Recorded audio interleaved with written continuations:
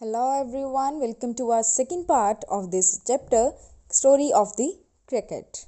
So without much ado, let's begin with the reading. The origins of Indian cricket are to be found in Bombay, and the first Indian community to start playing the game was the small community of Zoroastrians, the Parsis. Brought into close contact with the British because of their interest in trade and the first Indian community to westernize, the Parsis founded the first Indian cricket club, the Oriental Cricket Club, in Bombay in 1848. Parsi clubs were funded and sponsored by Parsi businessmen like the Tatas and the Wadias. The white cricket elite in India offered no help to the enthusiastic Parsis. In fact, there was a quarrel between the Bombay Gymkhana, a whites only club, and Parsi cricketers over the use of a public park. The Parsis complained that the park was left unfit for cricket because the polo ponies of the Bombay Gymkhana dug up the surface. When it became clear that the colonial authorities were prejudiced in favor of their white compatriots, the Parsis built their own Gymkhana to play cricket in. The rivalry between the Parsis and the Bombay Gymkhana had a happy ending for these pioneers of Indian cricket. A Parsi team beat the Bombay Gymkhana at cricket in 1889, just 4 years after the foundation of the Indian National Congress in 1885, an organization that was lucky to have amongst its early leaders the great Parsi statesman and intellectual Dadabhai Naoroji. Modern cricket is dominated by Test and One Day internationals, played between national teams. The players who have become famous, who live on in the memories of cricket's public, are those who have played for their country. The players Indian fans remember even now are those who were fortunate enough to play Test cricket. C.K. Naidu, an outstanding Indian batsman of his time, lives on in the popular imagination when some of his great contemporaries like Palwankar Vittal and Palwankar Balu have been forgotten. Even though Naidu was past his cricketing prime,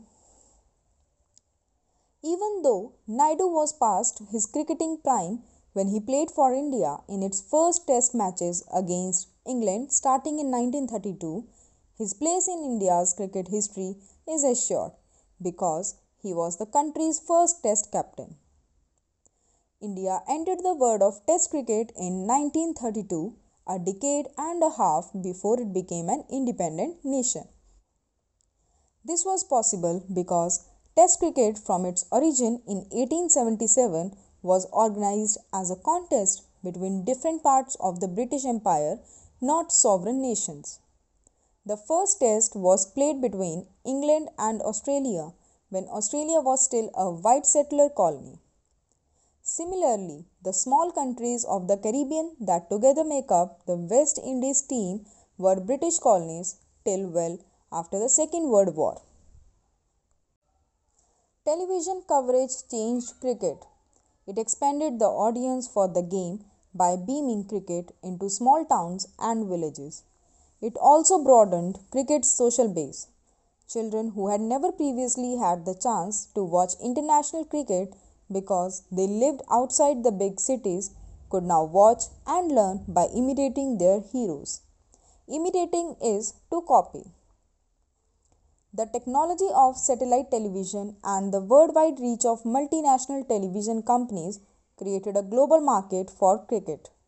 Matches in Sydney could now be watched live in Surat. Since India had the largest viewership for the game amongst the cricket playing nations and the largest market in the cricketing world, the game's center of gravity shifted to South Asia. This shift was symbolized by the shifting of the ICC headquarters from London to tax free Dubai. 150 years ago, the first Indian cricketers, the Parsis, had to struggle to find an open space to play in. Today, the global marketplace has made Indian players the best paid, most famous cricketers in the game, men for whom the world is a stage. This transformation This transformation was made up of many smaller changes. The replacement of the gentlemanly amateur by the paid professional, the triumph of the one day game as it overshadowed Test cricket in terms of popularity, and the remarkable changes in global commerce and technology. Amateur is one who does things as hobby, and triumph means victory. So this was the chapter, and that's all about cricket. Now in the next session we are going to discuss all the question answers of our back exercise. Till then, take care. Bye bye.